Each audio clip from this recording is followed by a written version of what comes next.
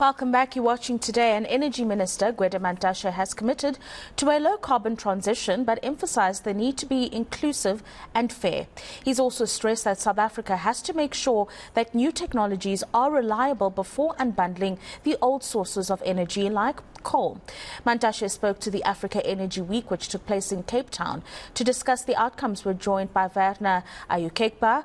He's the Senior Vice President of the African Energy Chamber. Thank you very much for joining us this afternoon, Werner. And let's maybe start with that argument that so often rears its head, this idea that there needs to be a transition from coal-powered energy to alternative forms of energy, and yet you cannot do it without coal remaining as the base load. What kind of conversation happened around that and what the minister shared in terms of sentiments there?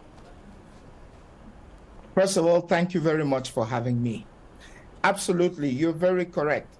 The discussions at Africa Energy Week also centered significantly around what is the best way to transition when you're looking at Africa and South Africa specifically. And what we are seeing at the African Energy Chamber and what a lot of stakeholders are saying is that you need to transition in a way that is true to the realities of South Africa. Now, if South Africa has significant access to coal, then South Africa should be left to make use of this coal as long as coal continues to be competitive when compared to other forms of energy. Now, Minister Mantashe clearly said that we should embrace technology, and certainly we should be looking at a low-carbon future. However, it would be unacceptable for us to throw coal overboard when we do not yet have in place the right kinds of technology or the right amounts of solar-generated power or wind-generated power that will be able to fuel South Africa's industry, and that will be able to fuel an economy that will provide jobs, not just in South Africa, but across in the region. And for that reason, and particularly for that reason, we need to continue in Africa to focus on access. 600 million Africans, that's an astonishing number, without any kind of access to power, and 900 million, mainly women and children, without any kind of access to clean cooking fuels. I think it is important for us to continue to focus on making sure that we can provide access in South Africa, even if that means coal, even if that means gas. Gas is turning out to be a transition fuel, and we are seeing significant amounts of developments in other economies in just so that they can push gas. Why should we not be left to do the same in Africa? And really, those were the conversations that have been taking place, and we look forward to continuing this conversation post-Africa Energy Week 2023, and certainly looking forward to seeing some of the realizations at the Africa Energy Week 2024. Now, obviously, this is an event, Werner, that was attended and engaged by many government-related stakeholders from other countries, including Uganda, Mozambique.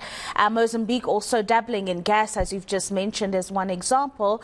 But when it comes to this issue of access that you talk about, what are the major challenges that these governments are expressing when it comes to the creation of this access to energy, whether it be in the traditional form or the cleaner forms of energy? I think one of the key challenges is the ability to be able to raise financing to do some of these projects. If you look at gas projects, if you look at coal-related projects, oil-related projects, for example, you need significant amounts of upfront financing. Now, what we are saying at the Chamber, for example, you mentioned Mozambique, is that we need to continue to double down on intra-governmental, international collaboration between African states to be able to raise the capital to do that. Mozambique has significant amounts of gas. Namibia has significant amounts of gas. How can Mozambique, Namibia, and South Africa work together within the same power pool to ensure that we can pool together financing to be able to address some of these challenges? We see South Africa, you know, the coal plants which we have in South Africa, a lot of them have been running for years. They need refurbishment. We need new plants. All of that requires significant amounts of financing. But it's really important to be able to say, Governments need to stand up and make sure that we have the right environmental conditions, operating conditions for people to be able to invest. That's important, to be able to drive investment that is needed. Yeah, so Werner, I'm sure you would have seen that we are drawing on investment opportunities and skills transfer from countries like Denmark and the Netherlands when it comes to hydrogen energy, for example. But are there any other African countries that are leading the way in the just energy transition that South Africa could learn from, as opposed to looking towards Europe and North America for all the solutions? I think sometimes we do ourselves a disservice in looking just further. Let me tell you one thing that came out in Africa Energy Week. Mozambique is already out of Temane, using gas and pumping gas into households, albeit in a smaller quantity and in a smaller way, but then they're doing it already. We need to be able to transfer some of those realities into other African countries, into South Africa, for example.